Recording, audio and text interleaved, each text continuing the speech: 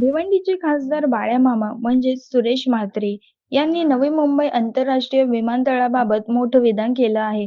त्यांचा स्पष्ट इशारा असा आहे की विमानतळाला दिबा पाटील यांचं नाव दिलं नाही तर इथून एकही विमान उडू देणार नाही. या मागणीसाठी 22 डिसेंबरला मोठा मोर्चा काढण्यात येणार आहे. या मोर्चात स्थानिक लोक, शेतकरी आणि विविध संघटना सहभागी होणार असल्याची माहिती आहे. या आंदोलनामुळे विमानतळाच्या कामकाजावर परिणाम होऊ शकतो, अशी ही चर्चा सुरू आहे. सोशल मीडियावर बाळ्यामामा यांच्या या भूमिकेवर मोठी चर्चा रंगली आहे. काही जण समर्थन करत आहेत, तर काही जण विरोधही व्यक्त करत आहेत. घटना कशी पुढे जाते, सरकार काय निर्णय घेते, हे पाहणं आता महत्त्वाचं ठरणार आहे. Bhiwandi, prime media 24.